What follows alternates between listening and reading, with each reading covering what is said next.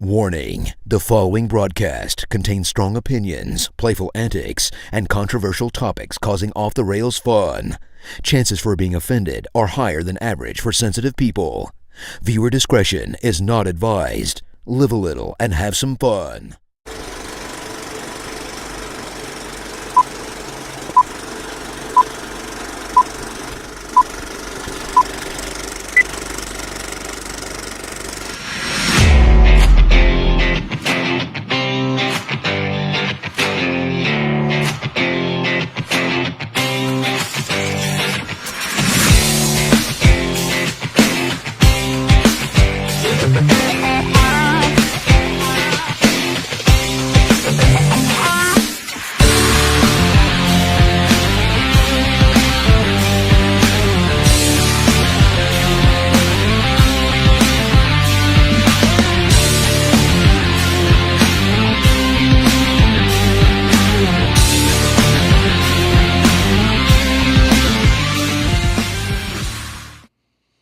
Hello, everybody. Welcome to another episode of the Coach's Box. This is episode 188.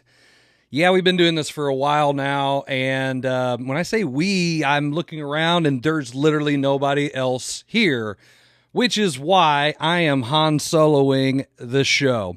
I am going solo because everybody decided they had something better they needed to do, whether that was, call some kind of college event or something because they're gonna do that, or go visit your kid while they're in college, or coach your kid with some kind of CYC sport, or watch your kid and support them, with a band concert. So all those guys suck. I'm the one doing the show. And no, it's great. I'm glad they're supporting their kids. I just kind of got the wild hair. It's like, I think I'm just going to go ahead and just do the show. So if there's like one person who watches, great. I'll take you, that one person, and we're gonna roll with it. This will be a shortened version of the show. More than. Instead of me sitting here rambling on for 2 hours, maybe with one person watching or two people watching, or hell, I don't know, nobody watching, we're going to go ahead and, I'm going to kind of talk about a couple of things here. Don't forget, if you do like our show, make sure that you follow us on Facebook. Obviously, if you're watching us on Facebook, you probably are following us on Facebook. But if you have YouTube or a Google account, go ahead and jump on there, hit the subscribe button, hit the like button. Don't forget to share it, put a comment on it. We appreciate all of the support. Even if you want to make fun of us, I have no problem with that whatsoever. So anyway, again, we didn't say we, it's just me. Again, me by myself today. I'm going to jump right into kind of, we'll get to the absolute terrible Cardinals in a second, but I've started to pay attention more to the NBA here lately, probably because I have this love of baseball and basketball cards and football cards. So obviously I kind of want to know who's actually good, and it's hard because I don't know all the younger players in the NBA. So I've started to try to go back and watch and pay attention a little bit. And the playoffs are about the time when anybody who's a fan of the NBA, or not a diehard fan, a casual fan of the NBA decides to watch.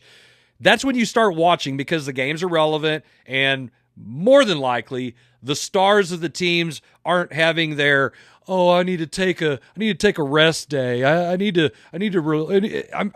banged up. I got a hangnail. Load management is the stupidest thing ever. Again, great. These guys are still getting hurt, and they're doing load management. It's just another way that the NBA will become some form of Major League Baseball, with the pitchers not being able to throw past 5 innings because, God forbid, anybody exert themselves. They're playing a damn sport. They're playing a game. Let those guys go. That's what they're paid to do, not sit there and take a bunch of days off like a bunch of wimps. But I digress, and I'm sure I'll roll back into it because the ADD is strong tonight. The NBA playoffs are in full swing. We've already had the stupid play-in tournament, whatever hell it is, so that way more guys can get in and have a chance to play, more teams. Again, stupid. I hate the play-in game. if you suck and you didn't make it, then you don't need to be in. Well, Embiid got hurt, and that's why he didn't make it. Just stop. Playing games, stupid. The tournament, stupid. NBA playoffs start now. So you got the first round series are just about wrapping up, and a couple of teams are still hanging in there. The Lakers, who I absolutely hate now because of LeBron James and his whiny ass play. I can't even look at people who want to argue that he's the GOAT. He is the most blessed player with his size and athleticism to ever play the game of basketball. I will not argue that. I will not argue the fact that he is one of the most talented players to ever pick up a basketball and to be able to play. He's not the GOAT. He's not Jordan. Jordan didn't do the load management thing. I know Jordan might have whined about calls, but there's another level of whining that I just cannot stand with LeBron. And I am so happy that the Lakers got bounced in 5. I really am. And they lost to the defending champs, Denver Nuggets. And what's so great about this is now everybody can say, what's LeBron doing next? It just rolls up into, well, what's LeBron going to do? Is he going to go to another team? Is he going to try to play somewhere with Bronny? Well, who gives a damn? The doors are closed on LeBron James and his legacy. He's going to coattail ride. If he goes anywhere else, he's going to coattail ride a team that already has pieces in place. The funny part is watching the NBA and watching how these other teams are performing right now. Phoenix gets bounced. Well, Phoenix put together a super team with Kevin Durant. And I kind of look at Kevin Durant and LeBron James in very similar fashions. Extremely talented. No other player in the NBA in history has had the talent that Kevin Durant has. The size, the athleticism, the skill that he has. But God forbid any of these guys, number one, taking ownership of their team and the way they played. It's always some kind of stupid-ass excuse why they played as bad as they did. What's the matter? It just, we didn't play well. Let's move on. Kevin Durant's going to get on one of his fake Twitter accounts, and he's going to tell everybody what's up from, I don't know, Devin Durant, and attack people who troll him. The crazy part about the NBA is now we're seeing some of these dynasties or these players. I believe we're seeing the sunset on some of their careers. The Warriors got bounced in the play-in tournament, which I don't think counts as the playoffs, but whatever. And now people are questioning how much longer the Warriors have with their group. Klay Thompson did not look anywhere near Klay Thompson-esque that he did since he's came back from his injuries. Curry is getting older. Okay, LeBron's getting older, and age is starting to catch up to the man of steel because he's getting banged up and he's having to sit more games. He's not playing as many games now, even taking the days off that he did. Durant's has been getting hurt. Some of these guys are starting to show their age. So the question I would pose to anybody is, how much longer until we see this group of players go? I mean, the only way LeBron is relevant anymore is if he goes to another team and rides that coattails, as I said. Somebody said, well, he might go to Golden State and do what? Play with a bunch of other old dudes too? He would have to go somewhere where there's something established, but then what does that cause? Is he there as a complimentary piece, or does he need to be the guy in front of the microphone or with the ball in his hands all the time? James Harden's another guy that you can see that the age is catching up with him. He'll have one good game, and then he'll go into the crapper himself. I mean, 30 points, I believe, in one of the games, and then he comes out in the next game and has 7. This is with days off. This isn't playing back-to-back like other sports might play in a 7-game series in the playoffs. these guys are definitely showing their age, and I think it's time to really start questioning: are they done? Are they done? The era of the super team is starting to kind of go by the wayside for a couple reasons. Number one, you don't have these mega superstars that you knew were can't miss dudes coming out anymore from college, because all these guys now that are coming out, I don't even know. We've had this discussion on the show before that you don't know some of the guys that are actually playing in college and how good they are because they keep bouncing around. I can't keep track of them. Whereas everybody might know Caitlin Clark or Angel Reese or any of these other players coming out of the women's game because they've stayed for the most part. We don't have the same thing in the men's game that allows us to see here comes the next dude. And we don't have a generational talent that's on its way right now. Bronny James is not a generational talent. So who's going to be the next dude? Well, here's the thing. Wemby is a guy that everybody said he's a can't miss. He's the number one pick, and he obviously is having a really good year. His size makes him just an unbelievable matchup problem. I mean, obviously we'd say that he needs to put on a little bit of weight, but the dude's 7'6". He can handle the ball. He can shoot the ball. He can do all kinds of stuff that we've never seen guys his size be able to do.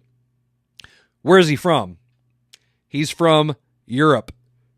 All these guys now that are taking over the game of basketball are from Europe. Yes, Coach K. Don't matter where anyone goes while Jokic is still around. Yeah, because where's he from? He's a European basketball player. He is skilled. He's a skilled big man. I saw him. I saw Luka bringing the ball up the floor in their games the other day when I was watching. That's because they can do that.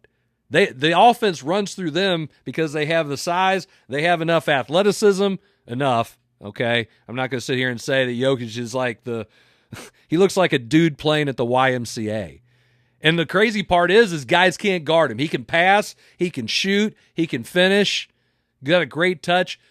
But the game of basketball is being taken over by Europeans who are more skilled, and they're not focused. Their programs over there aren't focused on playing games like AAU is around here. They're focused on let's have more practice and work at our skill, and then we'll play a couple games. Not let's play 17 games in a week and have 1 or 2 days of practice. It's totally flip-flopped, which is why you're seeing a fundamental shift. Our players over here are not skilled like they should be. And everybody who's from watching the NBA to the college game, all the way down to his high school coaches, you can't argue that. Our players in America are not as skilled as European players, and it's because of those things, of the focus. So we don't have a generational talent coming through like we did with somebody like LeBron, who has size, athleticism, and skill. We don't have it. Kobe Bryant, he had guard size 6'6", skill, okay, coming out of high school. Even Kevin Garnett, he had size, he had skill coming out of high school. We don't have guys that are can't miss, once-in-a-lifetime players coming out here in the United States because they're not skilled. And the skill is being shown off in the NBA playoffs because you've got a bunch of guys that aren't American that are putting on a show. They're the ones that are doing the work, and you're seeing it firsthand. Now, can this all change? Sure. I mean, is there guys that are good? Yeah, Tatum's a hell of a basketball player. He is one of the best. Okay, but if you look at it, he's one of the minority of these guys that I'm talking about that have the athleticism and the skill. We don't have it. We don't see it. And another good point here by Coach K, showing off his European bias here.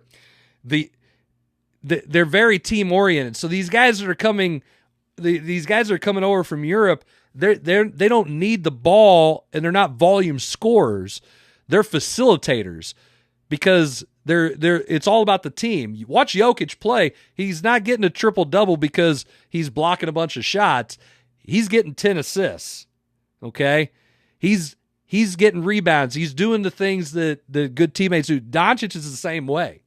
And watching those guys play, it's fun to watch. It's kind of funny, too, because, again, I can't help but sit here and think, my God, it's like going to the Y down here in Festus and watching a bunch of old dudes play. They look just like some dudes that I've played ball against that have to be every bit of 45, 50 years old. And they're dominating the NBA. Wemby's obviously an exception. He doesn't look like he's put on quite the 35-year-old 25 pound tire on his stomach yet. But that's the thing. We've got a bunch of guys that are here that are taking over the game. The number one prospect coming out now that they're saying is projected number one pick, he also is coming from Europe. Why is that? Because those guys have a more polished game. Not only do they have guys that are coming out that have skill, they also have size and athleticism. Again, a total fundamental shift from how we run basketball here in this country to what they're doing over there. And you can tell it at the highest level, which is the NBA, because the NBA is now ran by European players. The European philosophies are also starting to come over as far as how the game is played. Those stretch fours, we've seen those. The game has changed around 3-point line. Who brought that here? The European game. They're the ones that are controlling the game now. And you can say what you want. You can say, well, it's America. We invented the game. Yeah, and now they're making it better. Sorry, it's just the way it is. If I'm going to coach a guy, do I want a guy who's just pure athleticism or a guy who can put the damn ball in the hole and find other dudes that can do the same? I want that guy. I don't care if he looks like my dad. I want that guy. And that's the kind of guys that are doing really well here, and they're showing off in the playoffs. And you got to think, too, we talk about the super teams dying here. The Thunder aren't really a super team with 3 max contracts using the Larry Bird exception to fit them with the cap. They just got a bunch of dudes. The reason that Miami's been so good, they got 2 guys that are on max contracts, but they're not giving away all their younger players in order to say, well, okay, we're gonna go for it. Again, there aren't other guys like that. They're not there. And the Pacers just knocked off the Bucks, so the Pacers were the 6th seed to beat the Bucks. Now, the Bucks dealing with injuries. They don't have Giannis. They don't have Damian Lillard. Done. Okay? Talk about another failed experiment. Milwaukee might have the dumbest franchise of all time. You win an NBA title for the first time since 1971. What do? You let the coach go another 1 year, 2 years, you fire him because they couldn't. Oh, you didn't win it again. Then you hire another guy. Then you fire him because he was second place in the East. The hell are you really wanting out of this? And you go get Doc Rivers. What has Doc Rivers ever done? Well, he rode the coattails of Kevin Garnett, Paul Pierce, and Ray Allen and Brian Scalabrine to a championship. He didn't do a damn thing. Good for him. Good for him. He hasn't done anything. That's what he's done. And so they want him, and that's a dumpster fire and a half. And the Pacers, more of a team game anyway. Go beat a team without their superstars. They're toast. Love it. So they're going to play the winner of the Knicks and the Sixers. This is a funny story I heard. The Sixers are such a great sports town. Philadelphia is such a great sports town for their bats. They love their 76ers. The process has just been overwhelming success. Their owner went out and bought 1,200 tickets to give to first responders to have them come to the game because when they hosted the last game, there were more Knicks fans in the seats. The New York Knicks fans made the trip down to Philadelphia and filled up their stadium. They filled up their stadium and made it into a home game for the Knicks. Now, how embarrassing is that? Well, that's pretty damn embarrassing. Not even going to lie. You're hosting a playoff game in one of the storied NBA franchises, and you can't sell enough tickets to your own people to have them come to the game. I think it's just crazy. It goes a couple things. Number one, obviously, tickets are expensive. The economy sucks. We all know that because every day we go to the store, we see how much everything costs. Two, the 76ers have sucked all year. Nobody believes Joel Embiid is healthy enough for them to make a run. So why go there and probably watch him suck? He's not moving very fast. For a guy who should be more athletic, Jokic moves way faster than him. It's not even funny. He looks like he's running on one leg. It's about as funny as watching a one-legged dude try to fight in an ass-kicking contest. He sucks. He's not any good right now. So he looks bad. The 76ers are a joke, okay? Their ownership is a joke. The people in Philadelphia, they are more about the Eagles, for damn sure, and they're way more about the Phillies than they are about the 76ers. They haven't done anything. They can't get past they can't even get to the Eastern Conference Finals consistently with the teams that they've had. Their ownership tried to go get James Harden because he had to have James Harden, and that didn't work. As every team that's went out to try to get James Harden has seen, and you would think like, hey, I'm going to learn from somebody else's mistakes. Obviously, these people did not study history and don't understand it. You learn from other people doing stupid stuff. That was a stupid decision, and they made it. Didn't work out too well. So now you give up a couple pieces that might be awfully helpful, and the 76ers are struggling. The Knicks fans, they're loving this. They are the 2 seed in the East. The Knicks have the best team that they've had probably since Allen Houston played for them. And for you guys who are watching and don't know how Allen Houston is, you need to go back and read a book. He was a pretty good player back in the late 90s, early 2000s, the year that they had the strike after the Bulls won their last championship with Jordan. The Knicks played the Spurs in the NBA Finals, and the Knicks were the 8th seed and made it all the way to the NBA Finals. It was a great run, but they got beat by David Robinson and Tim Duncan, the Twin Towers, of first of many championships for the Spurs. So the NBA is kind of more entertaining for me right now because I'm getting to watch this transition of the game. And when you coach basketball, you know that the game is evolving. Obviously, the three-point line has changed everything. The analytics of the game on how many threes we're going to shoot, and the shot clock, obviously, and how it's being utilized. But there's this big changing of the guard, and it's kind of neat to see. At the same time, it's a little sad because as much as I don't like LeBron, and as much as I don't like Kevin Durant, I've been following their careers since they came in. Since I saw Durant play at Texas, since I saw LeBron James on the cover of Sports Illustrated. I actually watched his high school games when he was playing his senior year because this is a can't-miss dude.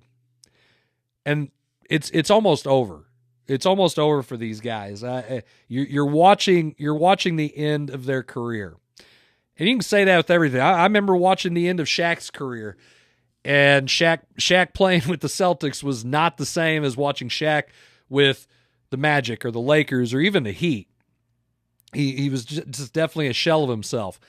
But you are seeing these guys, and you are seeing that the curtain is closing on their careers.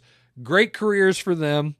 Obviously, Hall of Famers. LeBron, you can try to tell me that he's the best. You can also try to put him in the Mount Rushmore of basketball. I think that's a stupid argument for anybody just because there's different.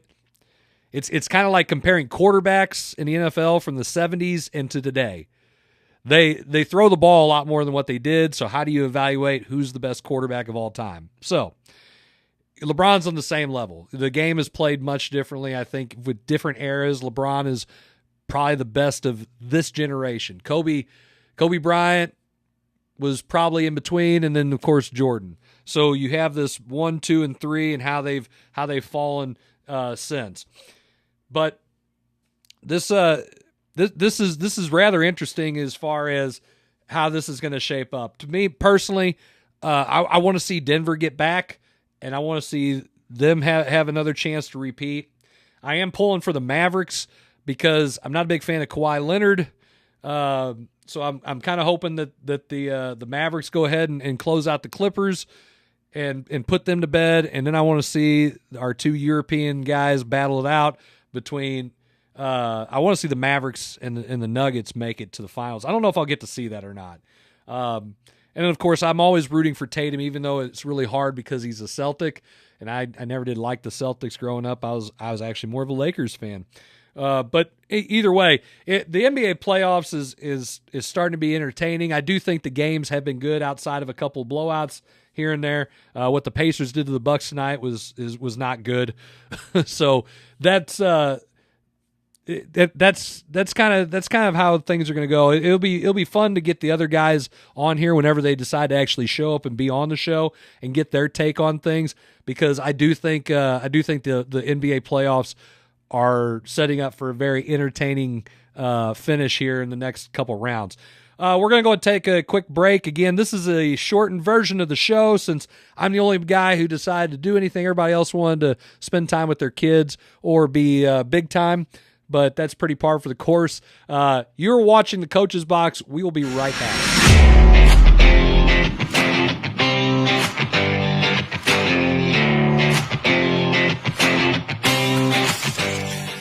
I'm a bird stuck in Larry Bird's attic. And I'm going cuckoo. What the heck? What you got, Larry? May the best bird win. Brick. You may be a legend on the court, but you're an amateur up here. Heads up, Larry. So get off stage, save money, and be protected from mayhem, like me. Mayhem is everywhere. Are you in good hands?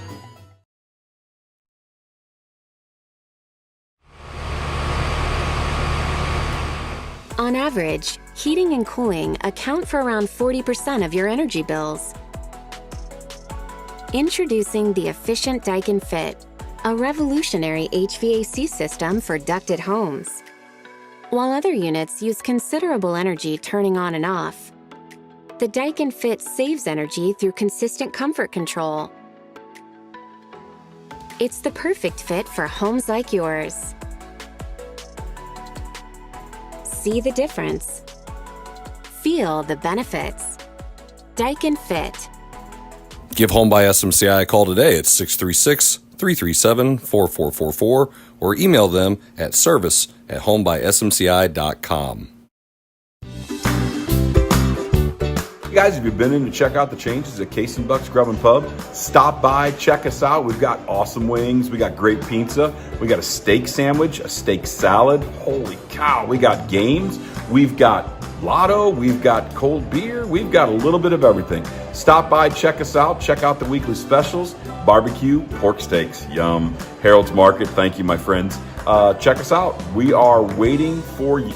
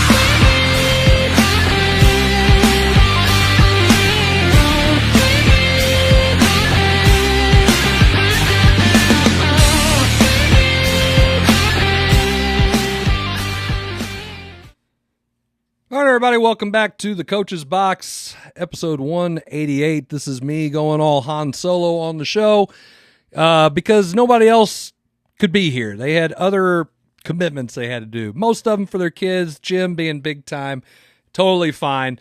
I just decided I was going to go ahead and rant about a couple things, but if you do like watching our show, and if you are watching on Facebook, more than likely you are probably following the Coach's Box Facebook page. Please continue to do that. Share the show, share the link.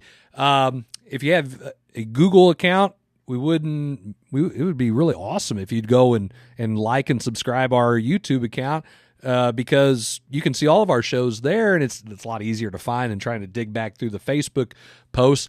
But appreciate all that. It is all 1,000% free to you. You can also listen on Apple and Spotify as well.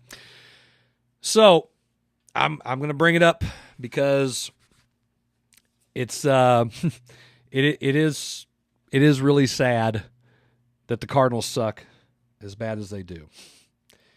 I mean, they are without a doubt really difficult to watch. They played a doubleheader in Detroit. They had to go up against their former player, Jack Flaherty, who they traded for a guy that's nicknamed CD-ROM, who they tried to bring up last year. He got shelled, and now he's on the 60-day IL because he's got some kind of shoulder thing going on. Well, you would think that, okay, as bad as Flaherty has pitched in the last couple years, the Cardinals, they could get back on track against him. No, Flaherty goes ahead and strikes out the first 7 guys he faces, which tied an American League record. And then he goes ahead and strikes out 7 more for the game, and he gets a career-high 14 strikeouts in 6 innings. In 6 freaking innings. The Cardinals strike out, I believe it was 20 for the game. And if you put both, because it was a doubleheader, it somehow came back and won late and won 2-1. Put up a whopping 2 runs against Flaherty, who probably had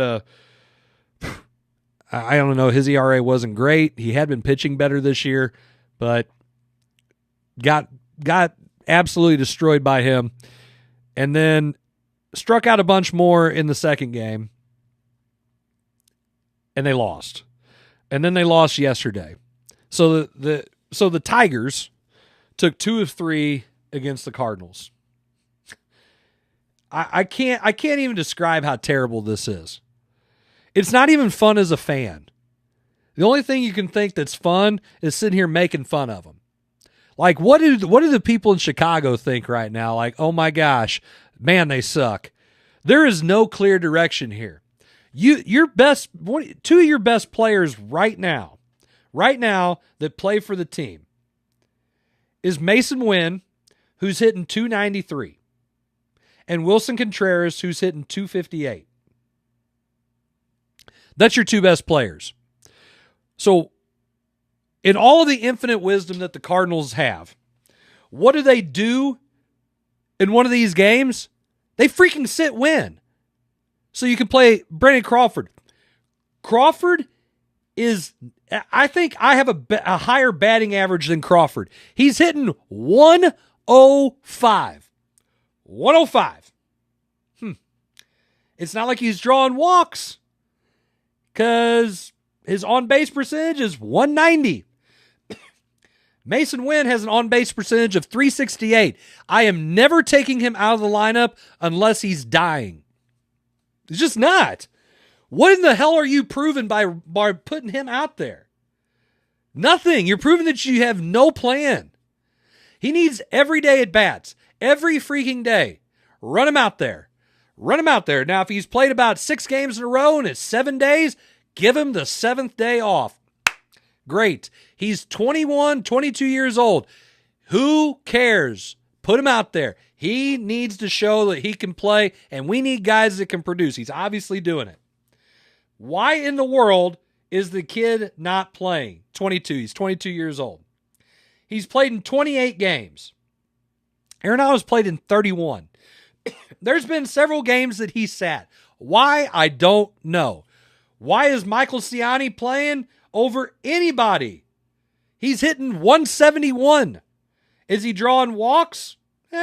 He's on base 277. His on base is 277. That's not good, but it's better than Gorman, because Gorman looks like he's swinging a freaking garden hose. Why are these guys struggling? What is going to be done? What is changing this? What is changing the trajectory of this team? They go out last year and they get pitching because the pitching sucked. We all agreed. We talked about it ad nauseum every freaking time we had this show. Every week. Well, the Cardinals pitching sucks. The Cardinals pitching sucks. I got to say, I was not a fan of bringing in the geriatric players that they did, but I'll tell you what, outside of a couple of these guys, Steven Matz is excluded from this group. You can't be too upset with what you're getting out of Kyle Gibson. 379 earned run average. Lance Lynn, 264. Sonny Gray has been awesome. What a great signing that's been. You're not getting anything from the guys holding the sticks. They're not doing anything. Goldschmidt, yeah, he's starting to hit better. Oh, he's up to 230. That just tells you how bad he's been. He's not hitting the ball. The crazy part is they've got one of the worst batting averages against fastballs. Yes, I said fastballs. The pitch that comes in the straightest. They aren't hitting the ball. They're not even slugging it. They've got 2 extra base hits against fastballs. 2. What? They're hitting the curveballs better. Great.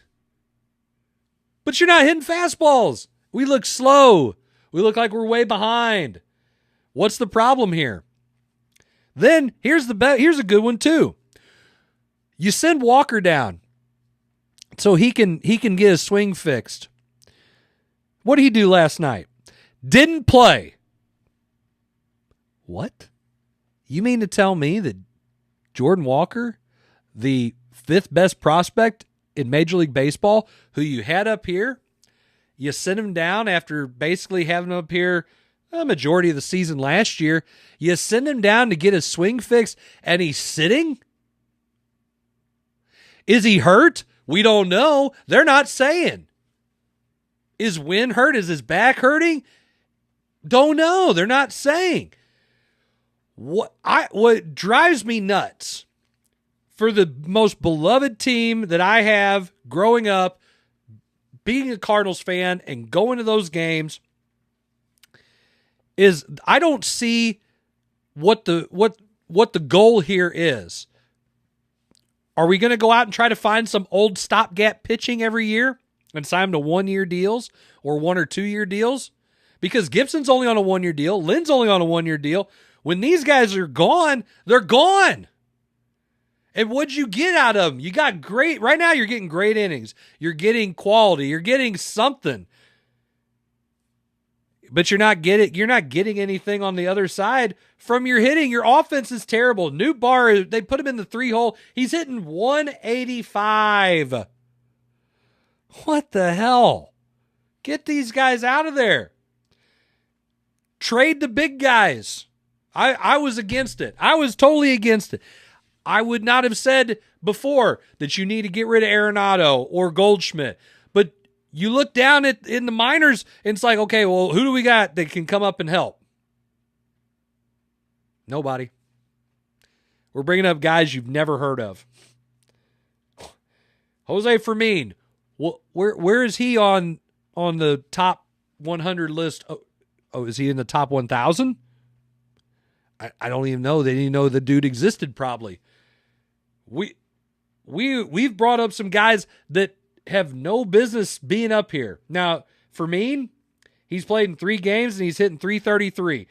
If he's going to hit, just keep playing him. You got to play these guys if they're going to hit. You just have to. If Carpenter comes back and he hits, I'd play him too. Ron Rhodes is having a field day if he ever hears that. But I'm not playing these guys that can't hit. that are older. I'm just not. You got to find somebody else. I mean, Brendan Donovan is leading the team in RBIs. You know why Brendan Donovan's leading the team in RBIs? Because Mason Wynn's getting on base in front of him, and he's hitting, when he does get hits, he's driving him in. It's amazing how that is. You get guys on in front of people who can hit, and then you drive them in. That was the old way of playing baseball. I didn't worry about freaking launch angle or any of this other crap. You get them on base, put the pitcher in the stretch, maybe you can steal a base, you get him in scoring position, and you drive him in. You got to bunt him over with your two guy. Now you got him sitting in front of your 3 and 4, and he's on third or he's on second. That's how baseball was played as long as I can remember, until these goofy-ass dudes with a calculator came along and said, well, that's not a true outcome of the game. We got to make sure that, we got to adjust for the launch angle, and we got to adjust for, we need to hit more home runs. Well, the Cardinals ain't hitting home runs, okay? They're just not. You can take a calculator and you can shove it because you're not hitting home runs. The guy who leads the team in home runs is Contreras. He's got 5. Gorman has 4, but, he's got 38 strikeouts. Goldschmidt has 2. He hit one on opening day, and I think he hit one the other day, and he ain't done anything since. So, in 30 games, Paul Goldschmidt has 2 home runs. Well, he's a slow starter. He'll warm up as it gets warmer outside. Well, it was 88 degrees today, so I wanted to see what he's going to do tomorrow. The weather, it's May now, and I don't want to be the guy who drives the panic bus, but the panic bus is running, and it's loading people up right now. Like, there's plenty of people jumping on the panic bus for a trip for Cardinals baseball this year. It's bad. It's not fun to watch. They go up there. I've seen guys get struck out in 3 pitches. Like 3 pitches.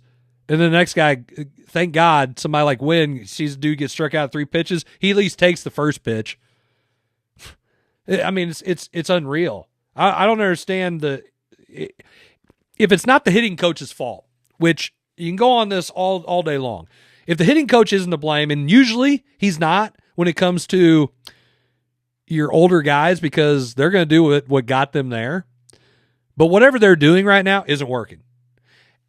Either they're putting way too much pressure on themselves, okay, or maybe the fans are, people like me, or maybe somebody in the front office is, or maybe, I don't know, a significant other or whatever, or other players, then obviously they have to perform. This is a business. If this is a business of baseball, why in the hell are we running guys out and paying them money and they're not hitting? They're not doing diddly. Arenado, he's on the decline of his career. He's 33 years old. He's making more errors now. And I like Nolan Arenado. But when we got him, this was a guy who was 30 and 100. And he's going to hit around 300. Well, he ain't done that. And he's not doing it consistently now. So what's the purpose of paying him that much money? Not for him to hit a bunch of weak singles. We can get other guys to do that. Wynn can hit some singles. Put him in front of those guys. If I want him to hit the ball over the fence, then those are the guys that should be mashing the ball. They're not mashing the ball. End of story. And if you ain't got those guys who can do it, Gorman's never going to see a pitch that he can absolutely stroke and knock out of the ballpark. He's not, because there's no protection for him. Our younger guys don't have the protection that they need in the lineup, which is why Walker's struggling. Obviously, there's something wrong with these guys' swings that they need to fix. But at the end of the day, whatever you're trying to do isn't working. And Grandpa had a lot of really good sayings, but if you're doing things over and over and over again, you expect a different result, it's kind of a form of insanity. This is insanity. They are playing the exact same way they did last year. The difference is the pitching's actually doing okay. Again, outside of Matz and outside of Michaelis. Those are 2 guys I wouldn't have a problem with them moving on from. Put Matz in the bullpen. See if you can use him as a lefty specialist, because he sure as hell can't get a righty out. He's getting mashed.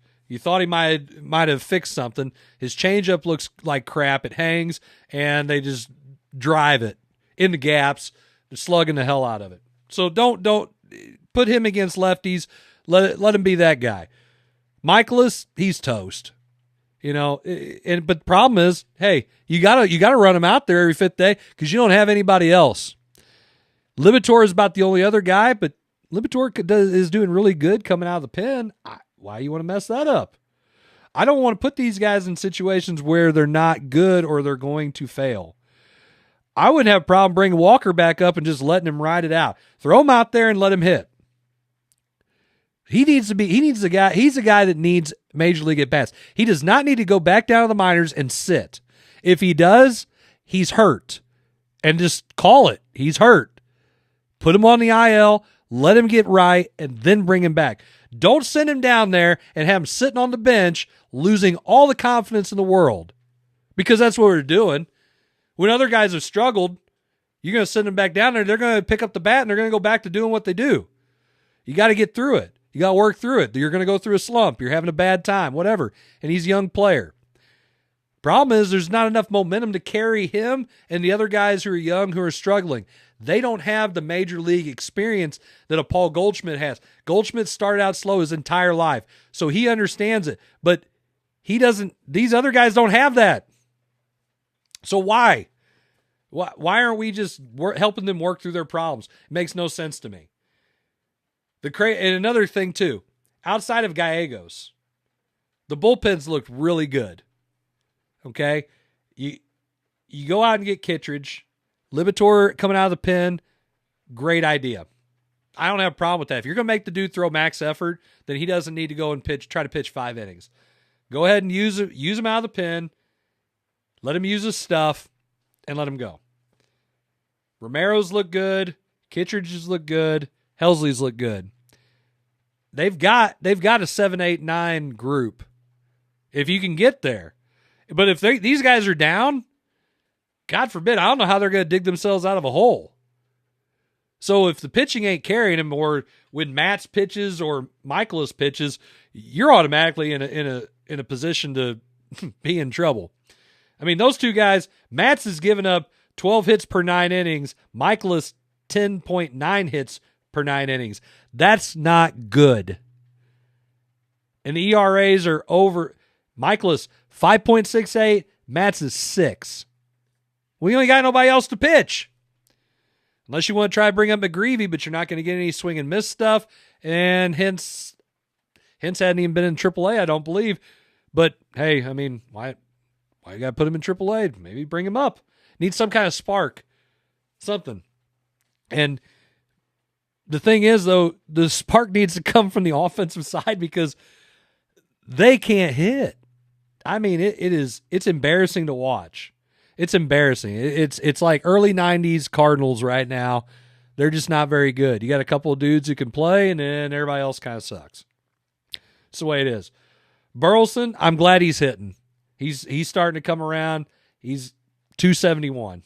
God, it's still bad. I found an old Sports Illustrated from when I was in high school, and it had the Major League Baseball preview that they put out every single year, and it's got the stats and any of the players and the projected lineups. And I used to love reading those, and it was really neat to see because, again, we're talking 2002, okay? The 2002 projected lineup. I'll read them real quick. Second base, Fernando Vina, batting average 303. 9 home runs, 56 RBIs, 17 stolen bases. 2-hitter, Placido Polanco, 307. 3 home runs, 38 RBIs, 12 stolen bases. Projected lineup. This is, a long time ago. J.D. Drew, 323, 27 home runs, 73 RBIs, 13 stolen bases. This is how old it is. Albert Pujols was playing third. Pujols, 329, 37 home runs, 130 RBIs. Then Edmonds, 304, 30 home runs, 110 RBIs. New addition, Tino Martinez, 280, 34 home runs, 113 RBIs. Edgar Renteria, 260, 10 home runs, 57 RBIs. Mike Matheny, 218. The guy who is the two guys who were the worst, 260 and 218. That was a good Cardinals team. Real good Cardinals team. But that's the kind of numbers that I went back and kind of looked. All those guys that played, you hit for average. And they can say what they want about OPS and on base percentage. But if I'm hitting the ball and getting on base, I might drive in runs. What a novel idea. How do we score runs? You hit the ball and you drive him in. He gets on base. Well, unless the other three guys in front of him also got on base, and then he took the walk and pushed the dude from third to home because there's no one else to put him, I need my boppers to drive dudes in. In turn, I need guys in front of them to get on base. I get it. It's one of the hardest things in sports to do is to hit a round ball with a round stick and do it consistently. And then don't hit it where somebody is. But the Cardinals are getting paid millions of dollars to do that. Their guys, their top guys are getting paid a lot of money. We've got $60 million wrapped up between two guys who are hitting 230 and 271, and they have a combined number of home runs of three home runs between them, and 24 RBIs between them, and 58 strikeouts between them in 30 and 31 games. That ain't going to cut it. Sorry, folks, it's just not. And if this is the direction that they want to take, and they want to say, "Oh, well, you know, we're gonna get Carlson back," the hell's that dude gonna do? What's he gonna do? Oh, he's like a free agent because he's coming off the injured list. The same thing then with Carpenter when he comes off. Oh, it's just like getting these guys back. It's like signing a free agent. No, it's not. Go out there and get a dude. Overpay for the right guy. Go get a guy who can hit the ball. Invest money into the international market and go and get guys. There's a bunch of dudes in Cuba who can hit. We don't go and get them. We got the most pasty white team in America. And these guys can't hit. I'm sorry, they just can't. It is no secret that the players coming from Cuba and the Dominican Republic and Puerto Rico and Mexico are hitting way better than the kids coming out of America. Man, it's funny. I spent the last 2 segments of this show talking about how America's behind in sports. Interesting. But it's true. The guys that are hitting, these guys. Goldschmidt and Arenado, I know Arenado is not a pasty white guy, okay? But we've got a bunch of other guys who can't hit. And they don't rake. Brendan Donovan, he's a good utility guy. He's a guy you can bring off the bench. He skips Schumacher. He's not an everyday dude. He's not. And he's getting exposed because he's not an everyday guy. He isn't. Burleson's hitting 271. It's great. But you know what? 271 doesn't cut it back in the day when you guys could actually hit the ball. There's no shift. So what are you trying to say? Well, they got a lot of video out there. They can find out if you can hit the ball, and this is your cold zone right here. Hitters adjust, just like pitchers adjust. Instead of overloading these dudes and sending them up to the plate, just let them freaking hit. End of story. It's real simple how this works. But for whatever reason, this is what we're going to do. We're going to let these guys go, and they look bad. It's embarrassing. The only way that anybody wants to get anything done and to show the ownership of the Cardinals that you're tired of it is stop buying damn tickets. Stop. The only way I want to go is if someone gives me tickets. I don't want to buy them. I sure as hell. And if I'm going to go, I'm only going to go for the food and the drinks. Okay, it's real simple. I'm going to get all inclusive. I want all inclusive tickets because I By the time the 7th inning rolls around, I don't even want to be thinking about that game. I'll be playing on my phone, whatever. You know, what the ball underneath which hat. That's the one I'm going to watch. That's what I want to do. That's it. I want to see who throws out the first pitch, and I want to, oh yeah, I went to the game. It's great. The product on the field sucks. It's embarrassing. It's embarrassing for St. Louis fans. And for all the guys that came before that wearing the red jacket right now. It's bad. It's bad, and I don't think they really want to change it. The longer this goes without major changes being made. You can say what you want. What's Ollie going to do? I mean, obviously when you win, that's stupid. Him making decisions to sit guys without saying, yeah, they're hurt. Yeah, that's stupid. But it makes no sense. This is an ownership problem. And as much as DeWitt's done for the city of St. Louis and for the community, the last 2 years he's really not done diddly poo for this team. I mean, you say you want to raise the payroll, you go out and sign Contreras last year, then you try to put him in the outfield. Now run him out there as a designated hitter when Herrera was actually hitting a little bit. You got 2 catchers, you bring up a third. My God, and you got guys that are coming in. Siani's wearing, McVay said this the other day, the dude's wearing 63. That just tells you that he ain't very good, okay? Because nobody wears 63 unless you're a guy you bring up. So it just proves it, beyond a shadow of a doubt. They have no direction. They have no depth, and the only way they get depth is to take somebody who has a little bit of value and trade, and put some guys in the cupboard. Because when we get closer to July and the trade deadline's coming up, if the Cardinals aren't sellers, you're going to see the same thing next year that you're seeing this year.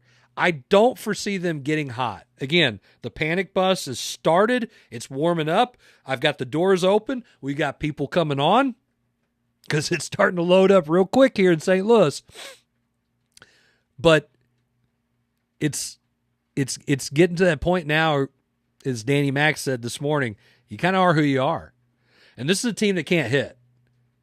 I mean, I do think Goldschmidt's gonna increase his production, but I don't see Arenado showing that he can put the ball over the fence consistently. Goldschmidt's the same way. They're getting old. And if they don't do something, they're gonna lose what they had in Walker as far as the prospect's concerned. They're killing him. They're killing his confidence. I mean, you can tell that he's a talented kid, and he's in a very unfortunate situation. If he was at any other team outside of Oakland and us, he would thrive because they would recognize what they have, and they would utilize him the right way, and they would let him do what got him to this point without putting that extra pressure on him. Probably the same thing with Gorman. That's why all these guys do better when they go other places. It's not a secret. It's not like I'm telling you anything that you probably haven't heard. It's true. That's why guys do better when they leave. They leave the Cardinals. Richie Palacios is hitting 300. Who's he? Oh, he's the guy that we ended up with in a trade. We picked him up off the scrap heap last year and got a little bit of value. He played well down the stretch because we sucked, so he got a chance to play. What we trade him for? What we get rid of him for? What we do with him? Oh, we didn't do anything. So he goes to Tampa Bay. God, Tampa Bay just loves picking up the guys that talk about big time mistakes. I mean, Rosarina did well. Now you got Richie Palacios. Gosh, it's like who else? Who else? Oh, O'Neal? Oh yeah. Up until he got hurt. Now again, that's his issue there, but yeah. He was having an all-star season until he got hurt. Again, it's what Tyler O'Neill does. But these guys do better when they leave this organization because we don't have the best organization in baseball. This is not baseball heaven. Watching it's like watching baseball hell. Again, outside of Oakland, which is terrible. So I guess when people say like, "Oh yeah, it could be worse," yeah, we could be Oakland, trying to get our owner to sell the team. Talk about an absolute dumpster fire there too. But it's tough. It's tough being a Cardinals fan. It just is. We're going to be cutting the show short tonight. I mean, we went over an hour now with the show. I don't want to. I mean, I could talk about the NFL draft, but I'll wait and do that with the other guys. I wanted to go ahead and make sure we had a show tonight, and appreciate the people who tuned in. We wasn't 100% sure I was going to be able to put it together at the last minute, but ended up doing it, and it's fun. Talking to myself. I grew up as an only child, so I did that quite a bit. So this wasn't any different than that time. But appreciate everybody tuning in and being a part of this. Again, don't forget to check out our sponsors. I only ran one run of commercials and advertisements. As you can see, Home by SMCI. They are a great sponsor. Sean Wiley Agency for your insurance needs. And, of course, check out Case and Bucks, always with some great specials. Karaoke nights, those are fun. So don't forget to check those guys out. And we thank them for their support of the show. We will be back next week with another episode. Hopefully we'll have some guys actually show up, and I'm sure we will. I know some of the sports are winding down now. School's about ready to get out, thank God. And, the kids want out just as much as the teachers do. All you parents are like, no, please keep them. I get it, but you can have them back. We will be back again next week with another episode. So for all the guys who decided not to be here because they suck and they wanted to be great fathers and or big time, appreciate you guys tuning in for another episode of the Coach's Box. We will see you guys next week. Good night. God bless and take care.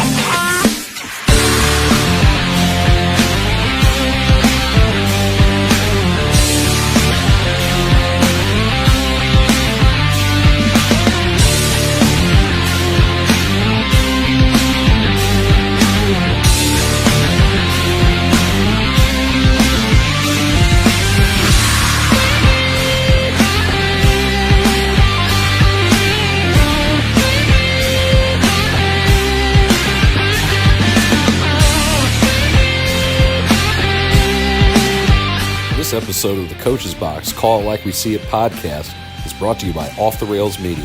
Life's more fun when you're off the rails.